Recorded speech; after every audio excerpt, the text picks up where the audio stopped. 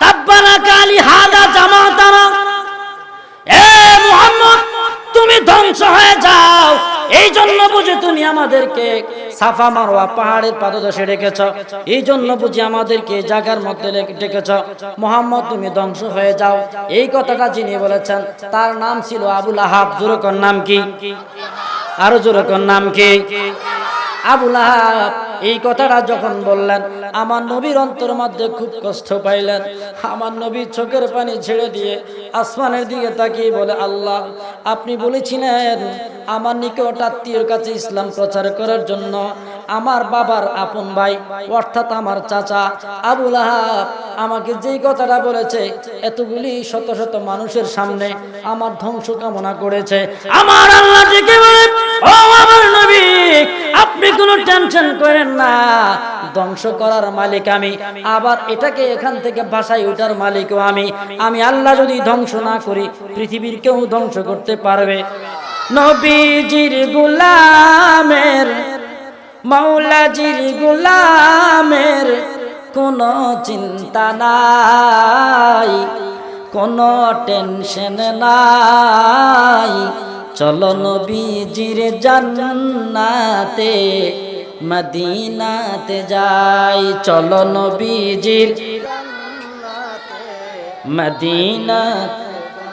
নবীজির গোলামের, মাওলাজির গোলামের কোনো চিন্তা নাই, চলো নবীজির, চলো নবীজির জান্নাতে মদিনাতে যাই। বিসমিল্লাহির রহমানির রহিম। RSBD Media. Enjoy by listening to the Holy Quran. রাহমাতুল্লাহি ওয়া বারাকাতুহু। আলহামদুলিল্লাহ, আলহামদুলিল্লাহি নাহমাদুহু ওয়া নাস্তাঈনুহু ওয়া নাস্তাগফিরুহু ওয়া নাউযু বিল্লাহি মিন শুরুরি আনফুসিনা ওয়া মিন সাইয়্যাতি আ'মালিনা। من يهده الله فلا مضل له ومن يضلله فلا هادي له ونشهد أن لا إله إلا الله وأن محمدا عبده ورسوله صلى الله عليه وعلى آله وسلم. أرسله بالحق بشيرا ونذيرا وداعيا إلى الله بإذنه وسراجا منيرا. قال الله تعالى في كلامه المجيد والفرقانه الحميد. أعوذ بالله من الشيطان الرجيم. بسم الله الرحمن الرحيم.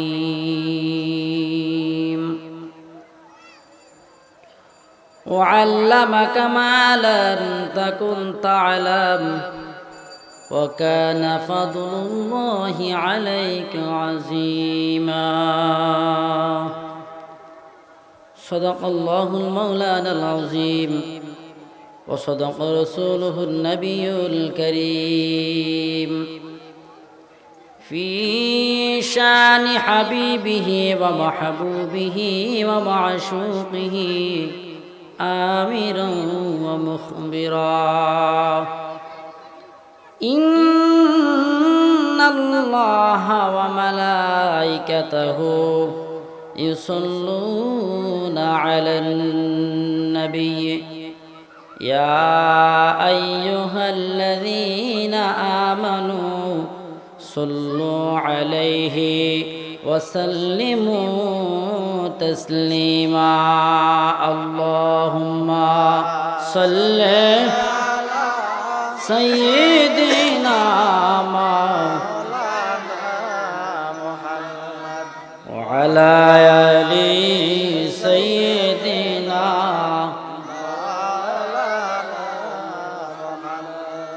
পাহাড়েরই গুহায় নবী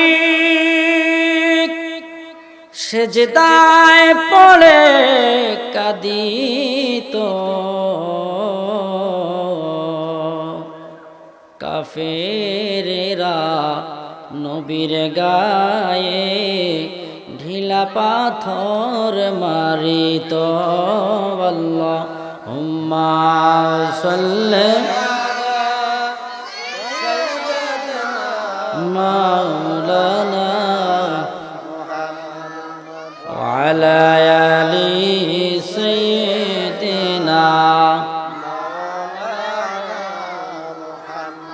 بلغ العلا بكماله كشف الدجى بجماله حسنت جميع خصاله صلوا بلغ العلا بكماله كشف الدجى بجماله হাসনাত জামি খিসালিহি আল্লামা শেখ সাদি রহমাতুল্লাহি আলাইহি তিনি রাসূল পাক সাল্লাল্লাহু আলাইহি ওয়াসাল্লামের এমন আশিক ছিলেন তিনি রাসূল পাক সাল্লাল্লাহু তাআলা আলাইহি ওয়াসাল্লামের উপরে কাসিদা লিখতেছেন দুরূদ লিখতেছেন কবিতা লিখতেছেন লিখতে লিখতে তিনি তিনটা লাইন লিখলেন তিনটা লাইন লিখে তিনি বলতেছেন বালাগাল উলা বিকামালিহি সমস্ত কামালিয়াত তোমার জন্য হাসনাত কাশাফাত দুজাবি জামালিহি সমস্ত সৌন্দর্য তোমার জন্য এইভাবে লিখতে লিখতে তিনি তিনটা লাইন লিখে চতুর্থ লাইনে তিনি কি লিখবেন ভেবে ভেবে দিশেহারা তার ইলমের জগৎ থেকে সমস্ত ইলম শেষ এই পরের পংক্তিটা কি হবে পরের লাইনটা কি হবে চিন্তার মধ্যে মগ্ন হয়ে তিনি এমনই আচ্ছাদিত হয়ে গেলেন তিনি চিন্তা করতে করতে করতে করতে ঘুমিয়ে পড়লেন আর হঠাৎ করে তিনি স্বপ্ন দেখলেন রাসূল পাক সাল্লাল্লাহু আলাইহি ওয়াসাল্লাম এসে বললেন এই শেখ সাদি তুমি লিখছো আমি নবীর শানে বালাগাল উলা বিকামালিহি কাশাফাত দুজা বিজামালিহি হাসনাত জামি খিসালিহি এই তিনটা লাইন লিখে তুমি আর লিখতে পারছো না আমি রাসূল পাক সাল্লাল্লাহু আলাইহি ওয়াসাল্লাম ইলমের সাগর আমি ওই তোমার চতুর্থ লাইনটা বলে দিলাম আমি নবীর শানে তুমি লেখো সাল্লু আলাইহি ওয়া আলিহি চিল্লায়ে বলেন সুবহানাল্লাহ এজন্য হযরত আল্লামা শেখ সাদি রাহমাতুল্লাহ আলাইহি ঘুম থেকে জাগ্রত হয়ে আশ্চর্য হয়ে তিনি লিখতেছেন সাল্লু আলাইহি ওয়া আলিহি এজন্য পৃথিবীর জমিনের সমস্ত উলামায়ে কেরাম এ বালাগাল উলা বিকামালিহি কাশাফাত দুজা বিজামালিহি হাসনাত জামি খিসালিহি সাল্লু আলাইহি ওয়া আলিহি এক বাক্যে নির্দ্বিধায় স্বীকার করে নিয়েছে বলে সুবহানাল্লাহ উলা কাশাফাত দুজা হাসনাত জামি খিসালিহি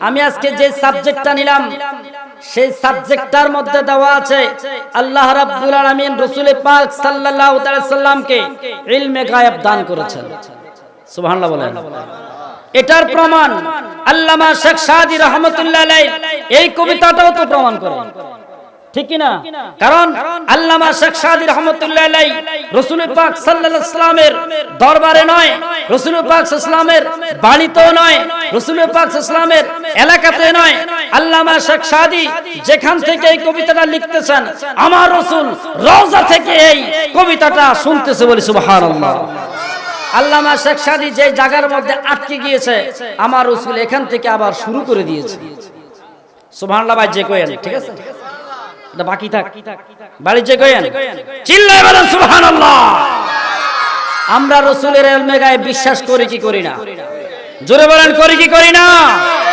আজকে এই জায়গার মধ্যে কি হচ্ছে রাসূল সোনার মদিনা থেকে দেখে কি দেখে না দেখে না এই বিশ্বাস আছে কাকার হাত তোলেন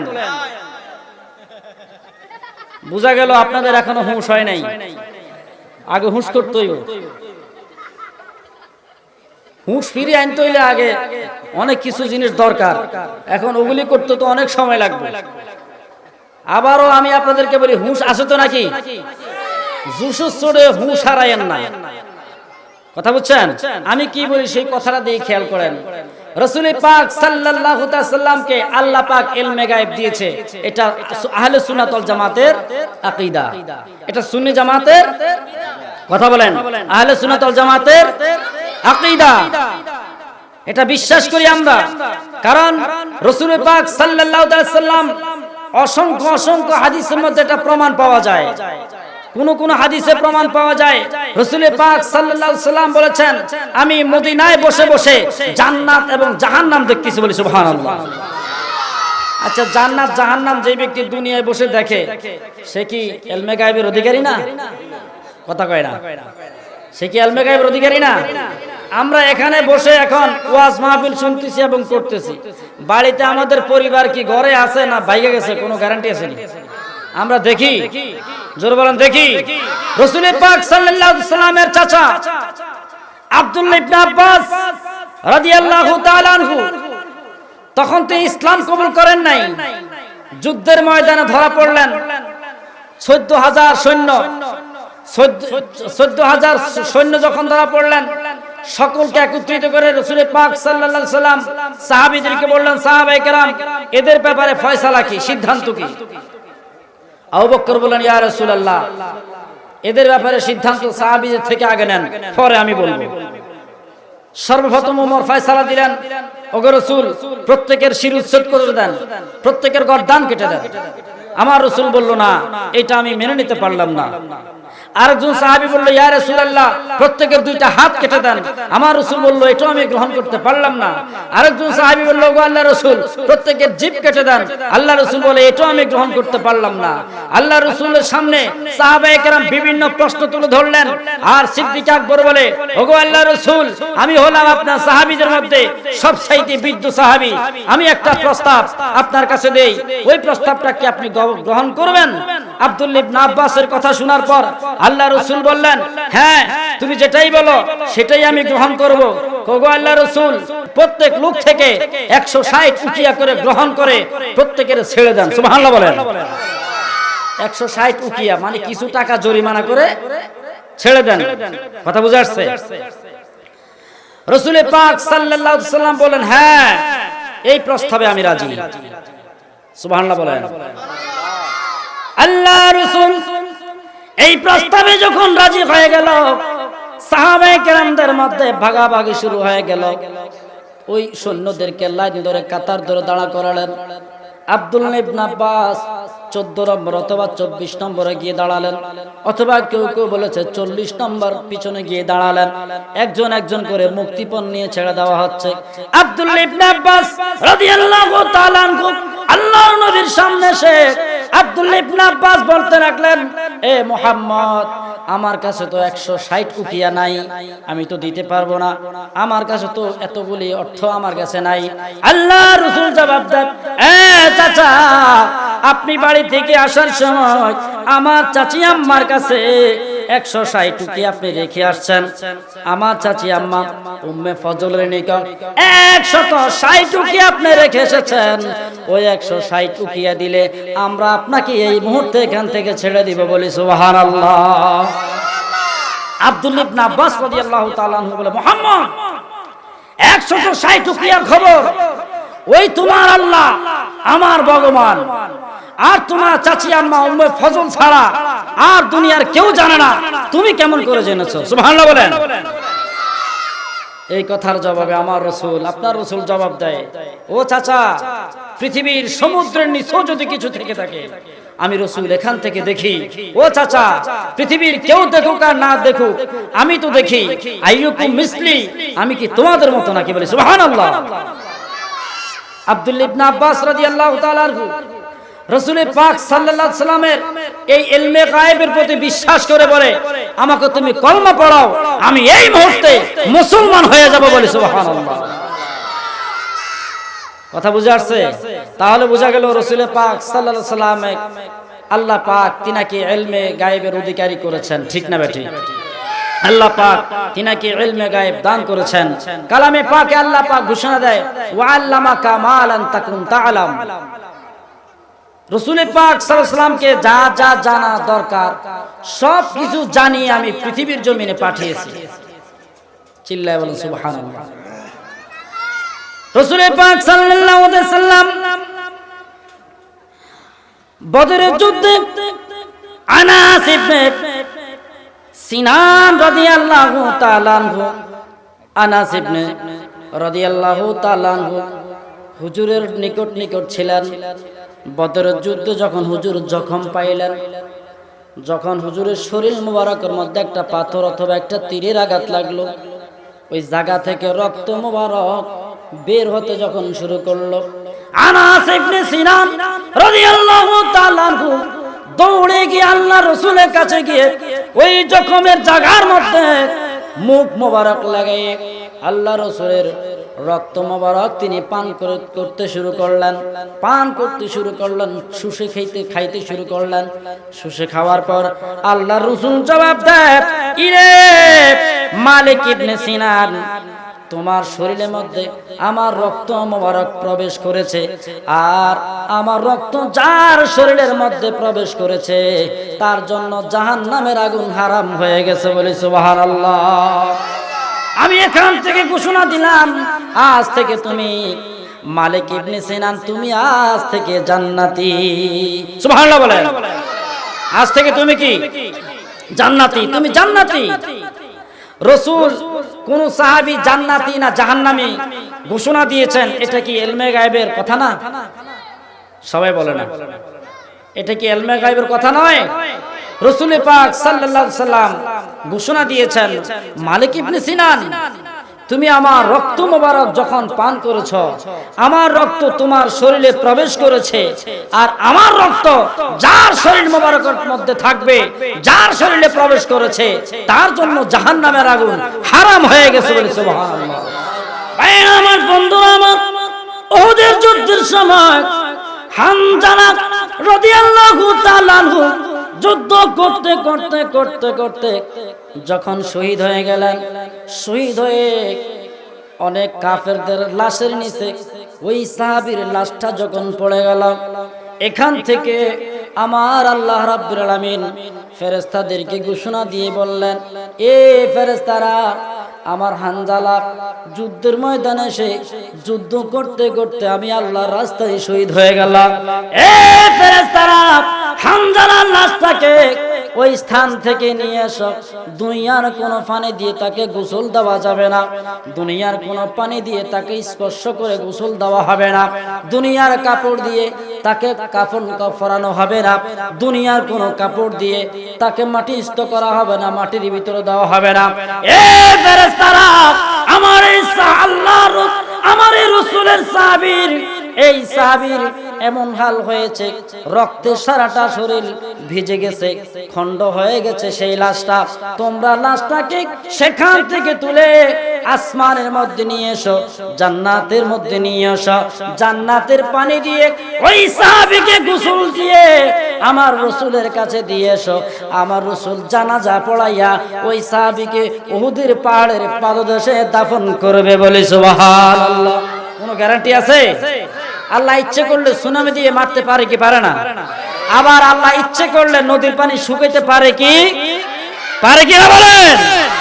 কুল্লি শাইইন কাদির, সমস্ত ক্ষমতার মালিক কে?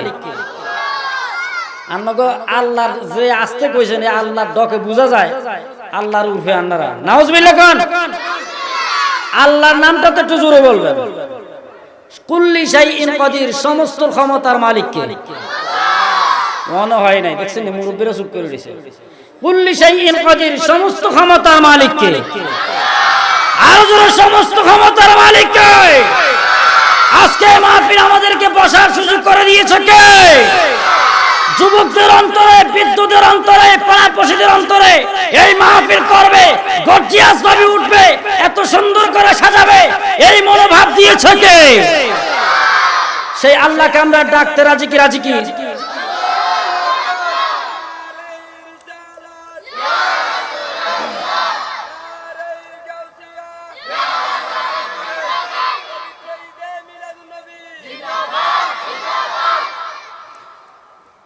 ভাইরা আমার, বন্ধুরা আমার, আল্লাহ রাব্বুল আলামিন ঘোষণা দেয়, আমার এই হানজালা নাপাক শরীরে দৌড় দিয়েছেন উহুদের যুদ্ধের দিকে, ময়দানের দিকে।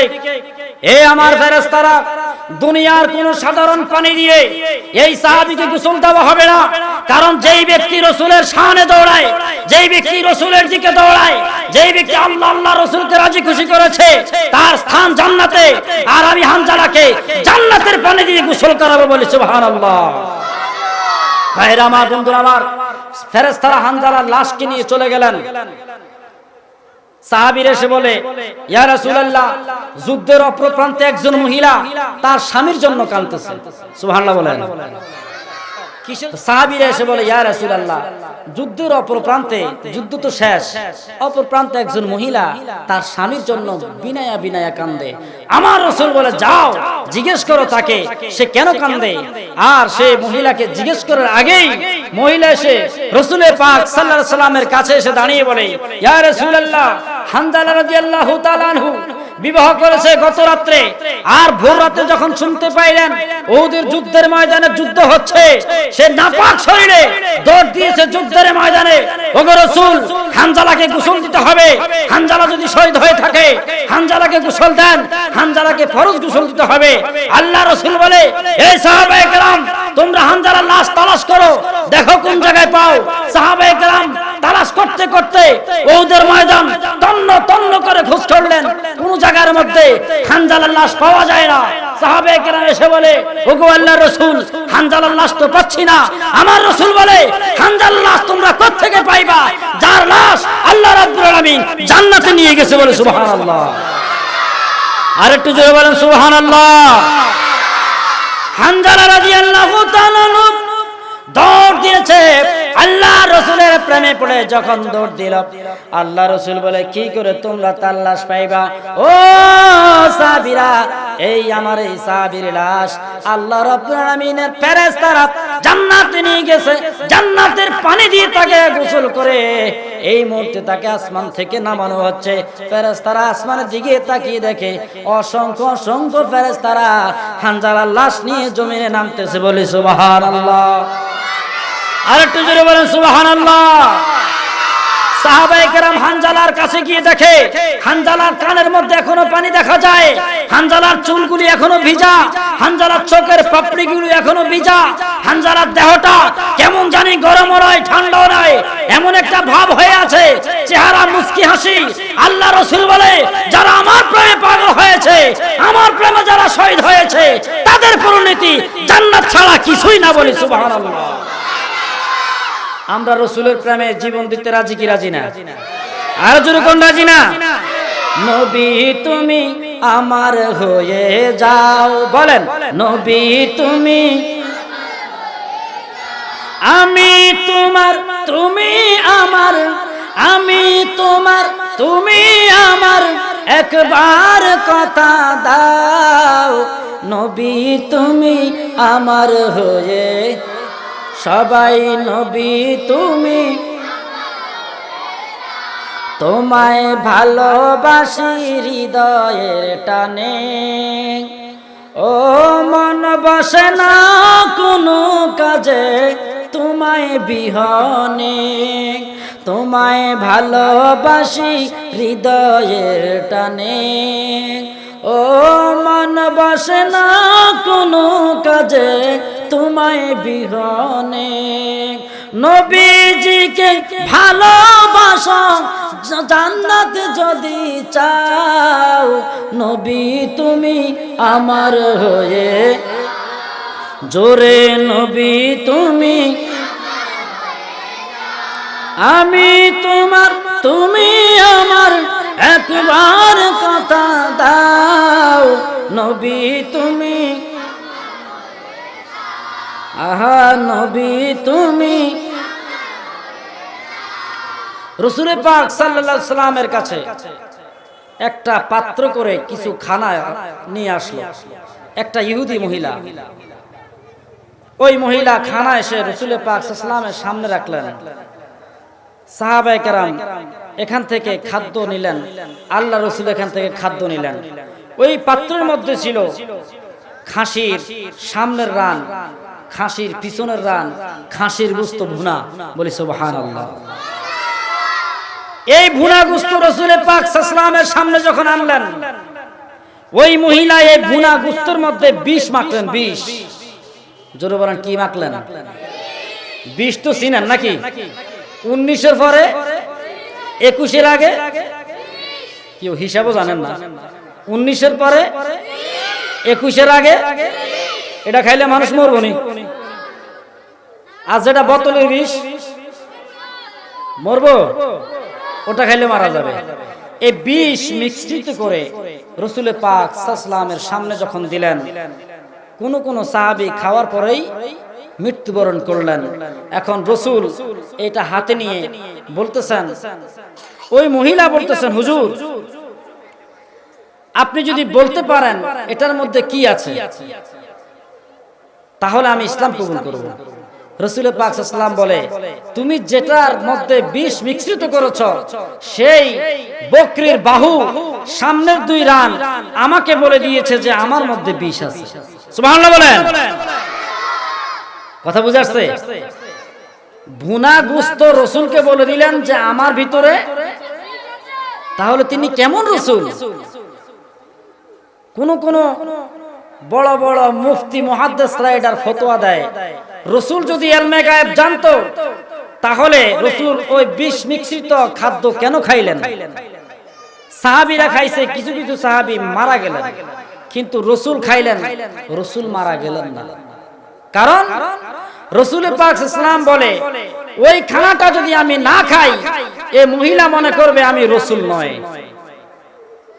কথা বুঝে আসছে? কারণ রাসূল যারা, তাদের উপরে বিষ প্রক্রিয়া করে না, তাদের উপরে অন্য কোন বালা মুসিবত প্রক্রিয়া করে না।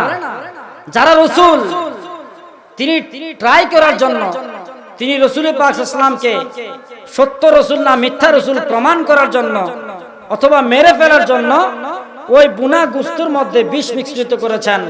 আর রাসূল পাক সাল্লাল্লাহু আলাইহি ওয়াসাল্লাম বলতেছে যে ওই বাহু আমাকে বলে দিয়েছে আমার ভিতরে বিষ আছে। সুবহানাল্লাহ বলেন। তাহলে যেই ব্যক্তি বাহুর কথা শুনতেছেন, অর্থাৎ গোশতের কথা শুনতেছেন, তিনি ইলমে গায়েব জানে কি জানে না? জোরে বলেন, জানে কি জানে না? রাসূল পাক সাল্লাল্লাহু আলাইহি ওয়াসাল্লাম গনিমতের মাল স্তূপ করলেন রমজান মাসের 17 রমজান। স্তূপ করে সাহাবীদেরকে বললেন, সাহাবায়ে কেরাম, এই গনিমতের মালগুলি পাহারা দেওয়া দরকার, আজকে রাতে কে পাহারা দিবা? সুবহানাল্লাহ বলেন। সাহাবীদের মধ্যে সবচাইতে খাটো একজন সাহাবী দাঁড়িয়ে বলল, ওগো আল্লাহর রাসূল, এই গনিমতের মালগুলি আমি পাহারা দিব। রাসূল পাক সাল্লাল্লাহু তাআলা আলাইহি সাল্লাম বলে, যাও, আমি অনুমতি দিলাম, তুমি এই মালগুলি পাহারা দিবা। ওই সাহাবী আবু হুরায়রা নাম, তিনি পাহারা দিচ্ছেন। প্রথম রাত্র যখন শুরু হয়ে গেল, এশার নামাজ আদায় করে তিনি মালের চতুর্পাশে ঘুরতেছেন, মালের চতুর্পাশে ঘুরতেছেন। হঠাৎ করে রাত যখন গভীর হয়ে গেল, তিনি একটা খেজুর গাছের গোড়ার মধ্যে বসলেন। বুখারী শরীফের হাদিস। তিনি খেজুর গাছের গোড়ার মধ্যে যখন বসলেন, একটু হেলান দিয়ে যখন বসলেন, তিনার একটা তন্দ্রা তন্দ্রা ভাব চলে আসলো। রাত যখন গভীর হয়ে যায়, আমাদের ঘুম আসে কি আসে না? জোরে বলেন, আসে কি আসে না? পৃথিবী যত নিস্তব্ধ হয়ে যায়, মানুষের ঘুম তত বেড়ে যায়। পৃথিবী যত নিস্তব্ধ হয়ে যায়, কোলাহল যত বন্ধ হয়ে যায়, মানুষের ঘুম তত বেড়ে যায়। মানুষ নিদ্রার দিকে চলে যায়, ঘুমের দিকে চলে যায়। যখন মানুষগুলি ঘুমের মধ্যে থাকে, পৃথিবীর জমিনে কি হচ্ছে না সে বলতে পারে না। ঘুম থেকে জাগ্রত হওয়ার পর সে বলে এই জায়গার মধ্যে কি হয়েছে। আবু হুরায়রা রাদিয়াল্লাহু তাআলা আনহু গনিমতের মালগুলি পাহারা দিলেন। গভীর রাত্র যখন হয়ে গেল, তিনি ওখান থেকে মালের চতুর্দিক দিয়ে ঘুরে তিনি ওই খেজুর গাছের গোড়ার মধ্যে যখন বসলেন, গোড়ার মধ্যে বসে বসে তিনি হেলান যখন দিলেন, তাসবিহ আদায় করতেছেন, সুবহানাল্লাহ, আলহামদুলিল্লাহ, আল্লাহু আকবার। এইভাবে তাসবিহ আদায় করতে করতে একটা তন্দ্রা তন্দ্রা ভাব চলে আসলো। ভাইরা আমার, বন্ধুরা আমার, ঘুম যখন চলে আসলো, তন্দ্রা যখন চলে আসলো, হঠাৎ করে একটা ঝনঝন ঝনঝন শব্দ আওয়াজ পাইলেন। তিনি চোখ টুকরে বড় করে ফেললেন, কে রে? গনিমতের মাল কে হাত দিল? কে এখান থেকে মাল চুরি করার জন্য আসলো। চতুর্পাশে ঘুরলেন, ঘুরতে ঘুরতে যায় দেখে এক কর্নারের মধ্যে একটা লোক বস্তার ভিতরে গনিমতের মালগুলি ভরতেছে। বলি সুবহানাল্লাহ। গনিমতের মালগুলি ব্যাগের ভিতরে, থলির ভিতরে ভরতেছেন। ব্যাগ বুঝেন তো নাকি? ব্যাগ, ওই ব্যাগের ভিতরে ভরতেছে। আবু হুরায়রা খপ করে তার চুলগুলি চেপে ধরলেন, মাথার মধ্যে ধরলেন। কে রে তুই? বাড়ি কই? ঘর কই? তোর পরিচয় কি? লোকটা বলতে লাগলেন, হুজুর আমার বাড়ি বহুদূর, আমাকে চিনবেন না, পৃথিবীর কোনো মানুষ আমাকে চিনবে না। আমি একটা গরিব ফ্যামিলির মানুষ, আমি একটা গরিব পরিবারের বাবা। হুজুর দিন এনে দিন খাইতেও আমি পারি না। আমি রাত্রের বেলায় ভ্রমণ করতে পারি, দিনের বেলায় ভ্রমণ করতে পারি, এক স্থান থেকে অন্য স্থানে চলে যাইতে পারি। ও হুজুর, এই জায়গার মধ্যে গনিমতের মালগুলি দেখে আমার লোভ পেয়েছে। আমার পরিবার পরিজন সবকিছু অসহায়ের মধ্যে আছে, না খেয়ে তারা দিন কাটাচ্ছে। এই জন্য আমি এই জায়গার মধ্যে গনিমতের মাল চুরি করার জন্য এসেছি। হুজুর দয়া করে আমাকে ছেড়ে দেন, রসুলের কাছে আমাকে প্রেরণ করেন না, আমাকে চোর বলে মানুষের সামনে লজ্জা দিয়েন না। আমি এই মুহূর্তে এখান থেকে মাল না নিয়ে চলে যাব, আর কোনোদিন আপনার এখানে মাল চুরি করার জন্য আসবো না। বলি সুবহানাল্লাহ। মাল চুরি করার জন্য আসবো না। আপনি যদি মেহেরবানি করে, আপনি যদি দয়া করে আমাকে ছেড়ে দেন, আমি আর কোনোদিন এই জায়গার মধ্যে আসবো না। এটা বলার পর আবু হুরায়রার অন্তরে একটু দয়া হয়ে গেল, মায়া হয়ে গেল। যেই সাহাবীর নাম আল্লাহর রাসূল রেখেছেন আবু হুরায়রা, বিড়াল ছানার পিতা, তিনি এতই মায়াবী ছিলেন, এতই মুহাব্বতের মানুষ ছিলেন। আল্লাহর রাসূল এই সাহাবীকে সব সময় নিকটে নিকটে রাখতেন। যারা মুহাদ্দিস হয়েছেন, মুফতি হয়েছেন, বড় আলেম হয়েছেন, তারা জানে, তারা বুঝে। ক্লাসের মধ্যে পড়াইতে গেলে আমরা ক্লাসের ভিতরে পড়লাম মেশকাত শরীফ, বুখারী শরীফ, তিরমিজি শরীফ, আবু নাসাই শরীফ, সমস্ত কিতাবের মধ্যে আবু হুরায়রা সবচাইতে বেশি হাদিস পাওয়া যায়। ঠিক না ভাই? ঠিক, জোরে বলেন ঠিক না ভাই? ঠিক। আবু হুরায়রা ৭,০০০-এরও বেশি হাদিস বর্ণনা করেছে। আবু হুরায়রা এমন একজন সাহাবী ছিলেন, আল্লাহ রাসূলের নিকটে নিকটে থাকতেন। তিনার নাম ছিল আব্দুল্লাহ। আল্লাহ রাসূল তিনাকে নাম দিলেন আবু হুরায়রা, বিড়াল ছানার পিতা। বিড়াল ছানার পিতা বলার কারণে তিনি বললেন, সাহাবীরা রে, আজ থেকে আমাকে তোমরা আব্দুল্লাহ বলে ডাক দিও না, আমার নাম ধরে তোমরা ডাক দিও না। আমার রাসূল যেই নামটা আমার রেখেছে, বিড়াল ছানার পিতা বলে আমাকে তোমরা ডাক দিয়ে। বলি সুবহানাল্লাহ। রাসূলের জবান থেকে যেই কথাটা বের হয়েছে, ওই সাহাবী ওই কথাটা গ্রহণ করে নিয়েছে, আর বলেছে কিয়ামত পর্যন্ত নয়, পৃথিবী যতদিন কায়েম থাকবে, হাসরের ময়দান যখন কায়েম হবে, আমাকে তোমরা আবু হুরায়রা বলে ডাক দিও। এই জন্য হাদিসের শুরুতে ক্বালা আবু হুরায়রা রাদিয়াল্লাহু তাআলা আনহু, ক্বালা আবু হুরায়রা রাদিয়াল্লাহু তাআলা আনহু, এইভাবে সমস্ত হাদিসগুলি বর্ণিত হয়েছে। বলে সুবহানাল্লাহ। আর একটু জোরে গান সুবহানাল্লাহ। আল্লাহ রাসূলের এই সাহাবী মালগুলি পাহারা দিতে লাগলেন। একবার, দুইবার, তিনবার লোকটাকে ছেড়ে দিলেন। লোকটা চলে গেল।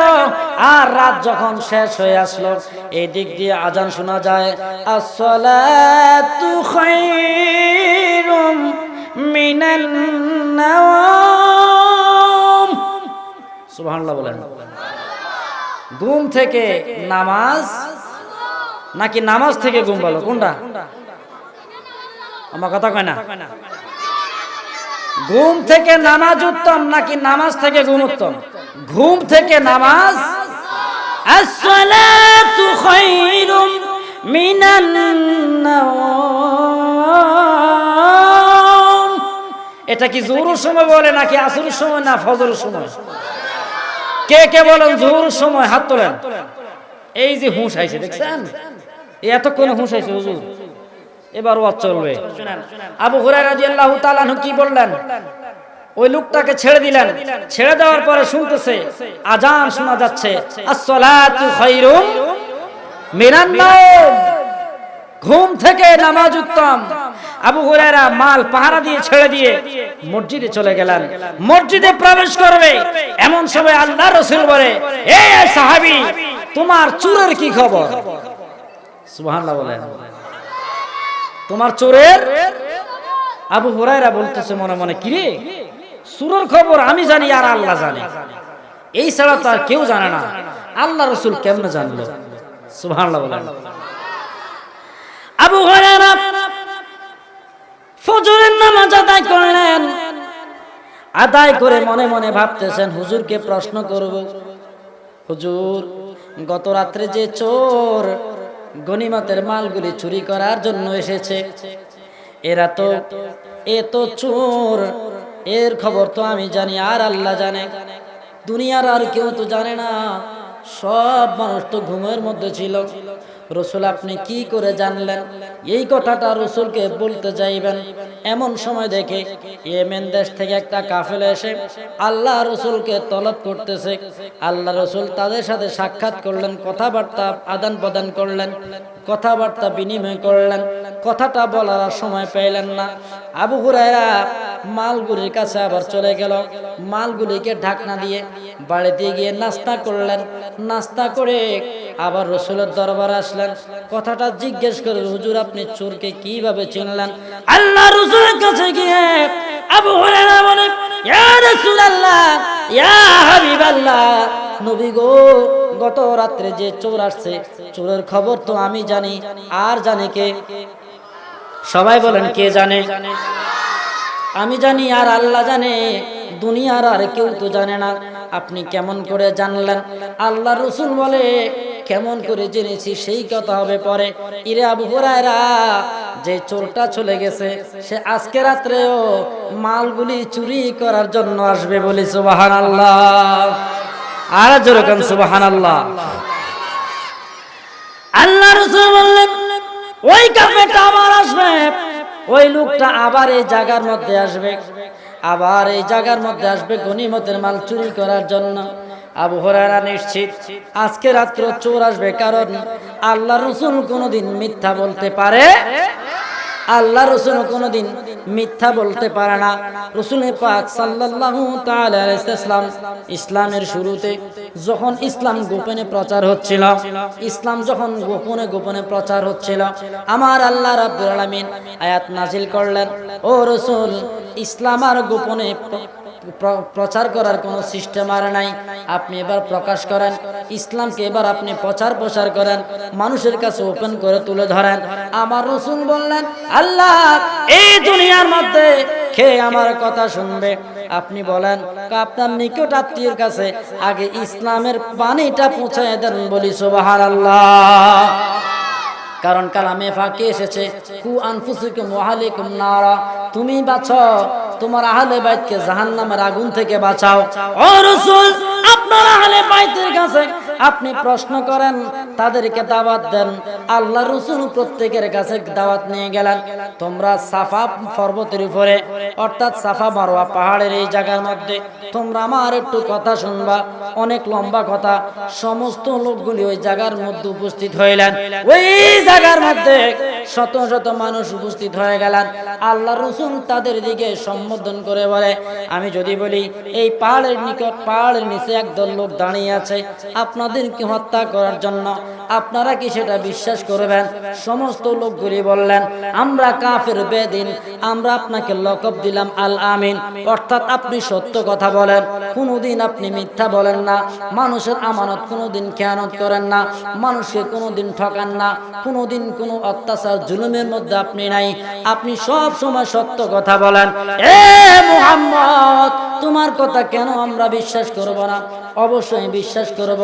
আল্লাহ রাসূল বললেন, তাহলে এক আল্লাহর ইবাদত করেন, মূর্তি পূজা বন্ধ করে দেন, আল্লাহর সাথে কাউকে অংশীদার করেন না, শিরিক করেন না, জুলুম করেন না, ব্যভিচার করেন না।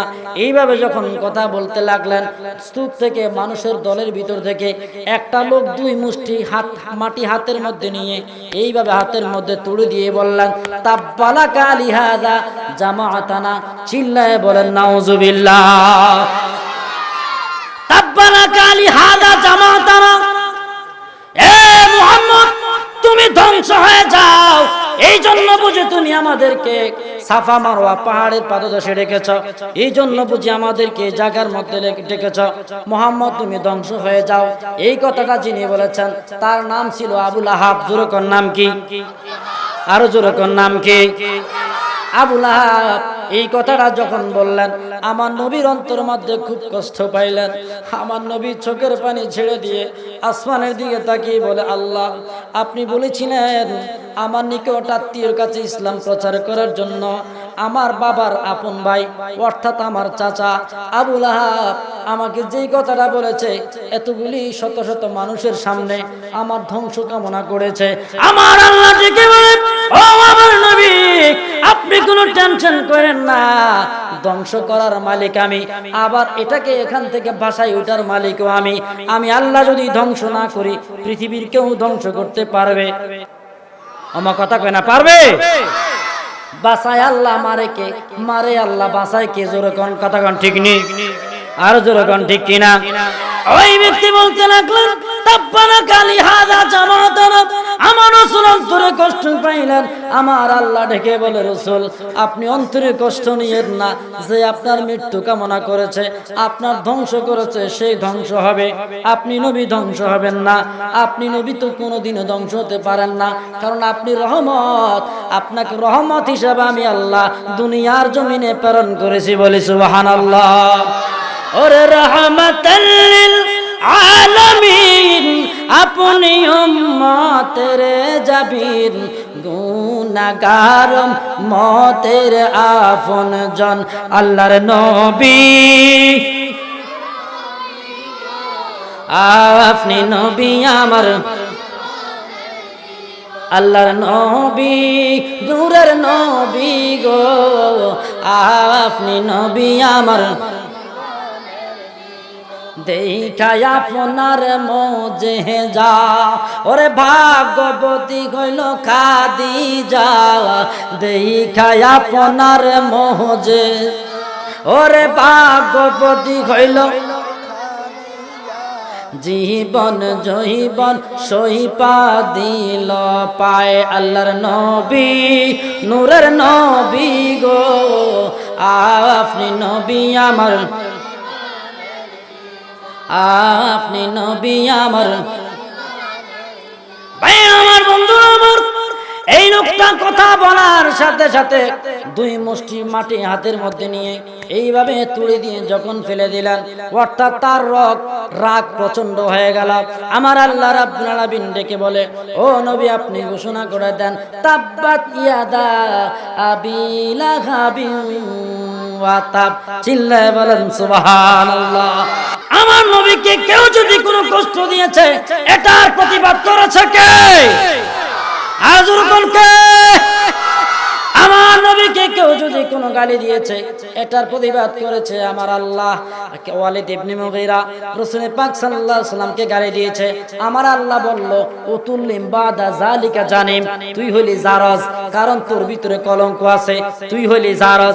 আমার নবীকে যে গালি দিবে, আমার নবীর প্রতি যার বিন্দু পরিমাণ সন্দেহ থাকবে, আমার নবীর বিপক্ষে যে ব্যক্তি কথা বলবে, বুঝতে হবে তার জন্মের মধ্যে ত্রুটি আছে। ঠিক না বেঠিক? ভাই আমার, বন্ধুরা আমার, আমি বলতেছিলাম, আল্লাহ রাসূল বললেন, আল্লাহ আমার অন্তরে কষ্ট পেয়েছি। আমার আল্লাহ বলে, আপনি অন্তরে কষ্ট নিয়েন না, আমি ঘোষণা করে দিলাম, এই মুহূর্তে আপনি বলেন, তাব্বাত ইয়াদা আবি লাহাবিন ওয়া তাব, মা আগনা আনহু মালুহু ওয়া মা কাসাব। আবু লাহাবের দুইটা হাত ধ্বংস হয়ে যাক, আবু লাহাবের মাল সম্পদগুলি ধ্বংস হয়ে যাক, পূর্বপুরুষ থেকে যেগুলি পেয়েছে, পরে যেগুলি নিজে অর্জন করেছে, সমস্ত মালগুলি ধ্বংস হয়ে যাক। ভাইয়েরা আমার, বন্ধুরা আমার, কথা আমি বলতেছিলাম ওই জায়গার মধ্যে আল্লাহ রাসূল বললেন, ইরে আবু হুরায়রা, ওই লোকটা আজকেও তোমার দরবারে আসবে, আজকে গনিমতের মাল চুরি করার জন্য আসবে। এ সাহাবী, গভীর করে তুমি পাহারা দাও, চতুর্পাশে তুমি ভালো করে পাহারা দাও। ওই সাহাবী রাত্র যখন গভীর হয়ে গেল, মালগুলি পাহারা দেওয়া শুরু করলেন। পাহারা দিতে দিতে দিতে দিতে রাত যখন গভীর হয়ে গেল, গত রাত্রের চাইতে এবার একটু দেরি করে তিনি ওই গাছের গোড়ার মধ্যে যখন বসলেন, এইভাবে তরবারিটা থুতনির নিচে দিয়ে যখন এইভাবে রইলেন, ঘুমের একটা তন্দ্রা তন্দ্রা ভাব চলে আসলো। হঠাৎ করে কান মোবারকের মধ্যে শুনতে পাইলেন ঝন্নর ঝন্নর একটা আওয়াজ শোনা যায়। তিনি বলতে লাগলেন, কে রে, কে আবার গনিমতের মাল চুরি করার জন্য আসছে?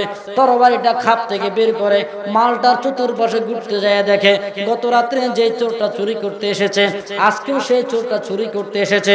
ওই তার মাথার মধ্যে খাপ করে চুলের মধ্যে মুষ্টি করে ধরে বললেন, কিরে, গত রাত্র তুমি বলেছো তুমি চুরি করতে আসবে না, এখন তুমি চুরি করতে আসছো, তোমাকে রেহাই দেওয়া যাবে না। চলো চলো রসুলের দরবারে চলো, তোমাকে রসুলের দরবারে হাজির করব। চুরির বিচার আল্লাহ রসুল করবেন। তোমার দুইটা হাত কর্তন করে দিবে, তোমার হাত কর্তন করে দিবে। না হুজুর, আমাকে আল্লাহ রসুলের কাছে নিয়েন না, আমি জুলুম করেছি, অত্যাচার করেছি, ব্যভিচার করেছি, আমাকে নিয়েন না। আপনি যদি দয়া করে আমাকে ছেড়ে দেন, আমি আর কোনোদিন এই জায়গার মধ্যে চুরি করতে আসবো না। হুজুর, আপনি মেহরবানি করে দয়া করেন, আপনি রাসূলের সাহাবী, আপনার নাম আবু হুরায়রা, আপনি আমার প্রতি একটু দয়া করেন। বাড়িতে আমার এতিম সন্তানরা কাঁদবে, বাড়িতে আমার বউ পরিবার পরিজনরা কাঁদবে, অতএব আপনি আমাকে ক্ষমা করে দেন, আমি আর চুরি করতে আসবো না, আপনার মালগুলি রেখে আমি চলে গেলাম। আবু হুরায়রার অন্তরে দয়া হলো।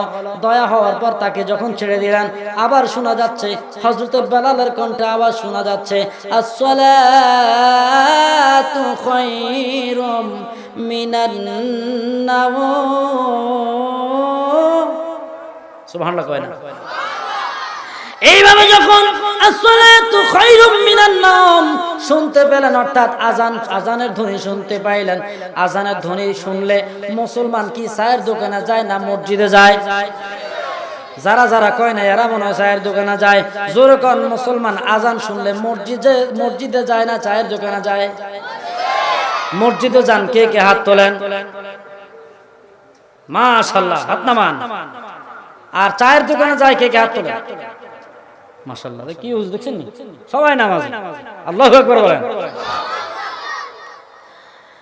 আল্লাহ রাসূল ওই সাহাবীকে বললেন, সাহাবীরে, ওই চোরটাই রাত্র আসবে, তিনি বিশ্বাস করলেন।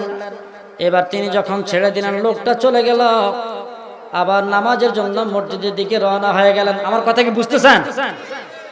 আল্লাহ রাসূল মসজিদের নববীর ভিতরে প্রবেশ করবে, আবু হুরায়রা মসজিদে প্রবেশ করবে। এমন সময় শোনা যায় আবু হুরায়রা বলে, হুজুর, আসসালাতু ওয়াসসালামু আলাইকা ইয়া রাসূলুল্লাহ। আমার রাসূল থামিয়ে বললেন, তুমি যেই চোরের কথা বললা, ওই চোরের কি খবর?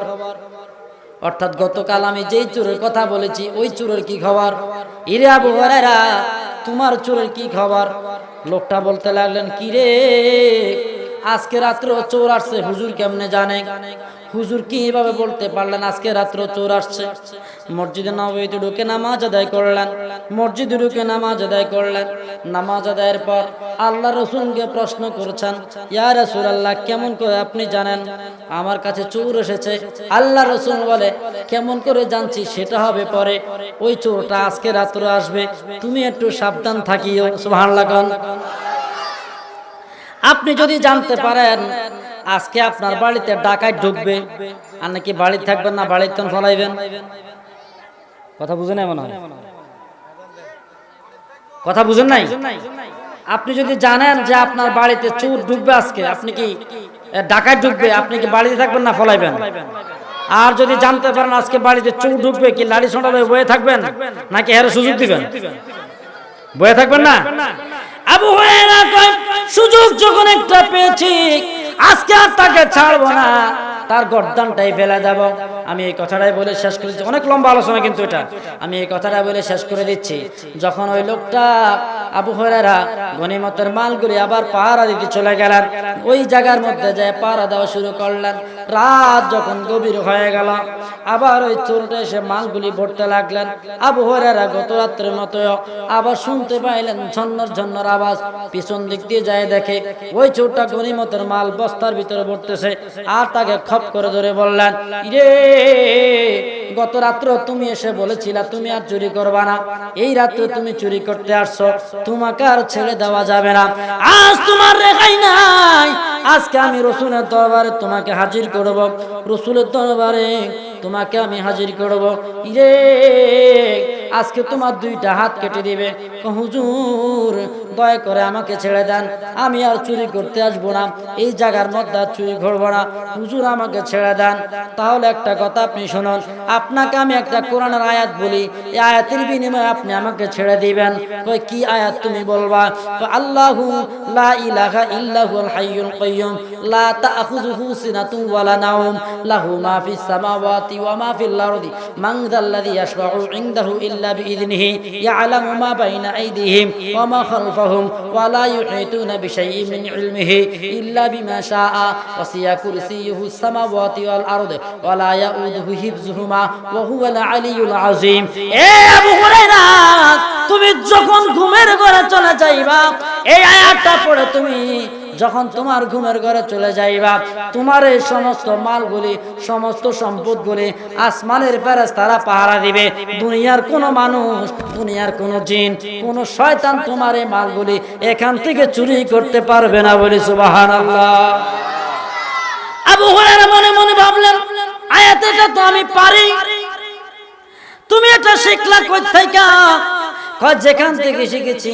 এই আয়াতটা যখন তুমি তেলাওয়াত করবা, তখন আসমানের ফেরেশতারা তোমার ওই মালগুলি পাহারা দিবে, কেউ চুরি করতে পারবে না। আবু হুরায়রা লোকটাকে ছেড়ে দিলেন। মসজিদের মধ্যে গিয়ে দেখতেছেন আল্লাহ রসুল ফজরের নামাজে দাঁড়িয়ে গেলেন, নামাজ আদায় করলেন। নামাজের পরে আল্লাহ রসুলকে জিজ্ঞেস করে, ও রসুল। রসুল আবু হুরায়রাকে দেখেই বলে, তোমার চুরের কি খবর? আল্লাহ রসুল মুস্কি মুস্কি হাসতেছে। সাহাবী বললেন, ইয়া রাসূলুল্লাহ, ওই চোরটাকে আমি প্রতিবার দয়া হয়, প্রতিবার তাকে আমি ছেড়ে দেই। আল্লাহ রসুল বলে, প্রতিবার দয়া হয়, প্রতিবার তুমি তাকে ছেড়ে দিয়েছ, আজকে সে কি বলেছে? হুজুর, সে একটা আয়াত আমাকে শিক্ষা দিয়ে বললেন, এই আয়াতটা তেলাওয়াত করলে এই জায়গার মধ্যে কোনো মাল চুরি হবে না। যেই জায়গার মধ্যে আয়াতটা তেলাওয়াত করবে, কেউ যদি ঘুমের ঘরে চলে যায়, সারা রাত আসমানের ফেরেশতারা মালগুলি পাহারা দিতে থাকবে, কেউ এই মালগুলি চুরি করতে পারবে না। আমার রাসূল কয়, সাদাক্তা, সে সত্য কথা বলেছে। কিন্তু আবু হুরায়রা, তুমি জানো নি সেই লোকটাকে? হুজুর, আমি তো চিনি না। লোকটা বড় মিথ্যুক, এটা হইল মিস্টার ইবলিস, শয়তান। নাম কি? জোরে কর, নাম কি? এতে বর্তমান আমগো এখানে আসেনি, বিশ্বাস করতেছেন তো নাকি? বর্তমান আমগো এখানে হাতে আছে, কথা কেন আসেনি? পিসিডি ফুসিং দেখ, আরে আজান দিছি, উড়ি যা তার সাধ্য অনসর। আবার পিসিডি ফুসিং দিতেছে আরেকটা, এটা ছেলে খন্নাচ্ছে, ইবলিসের ছেলে খন্নাস, এটা ফুসিং দিতেছে। হ্যাঁ, আমি তো তোর অন্তরে আছি, ওয়াসওয়াসিল খন্নাস, আমি তো অন্তরের মধ্যে ওয়াসওয়াসা দিতেছি। যা তুই চায়ের দোকানে যে চা খা, নোয়াজ হড়ি আইয়ক, তো তুই আবার ভ্যান্ডেলে যাই ওয়াজ শুনতে হারবি, নোয়াজ আর হড়িস না। কথা কোন ঠিক নেই? নামাজ পড়তে হবে কি হবে না? জয়বরণ হবে কি হবে না? ভাইয়েরা আমার, বন্ধুরা আমার আলোচনা এই পর্যন্তই শেষ ইনশাআল্লাহ। আমি অনেকগুলি সাবজেক্ট নিয়েছিলাম, কিন্তু সময়ের কারণে বলতে পারি না, কারণ আমার সময় একটা ফিক্সড করে দেওয়া হয়েছে।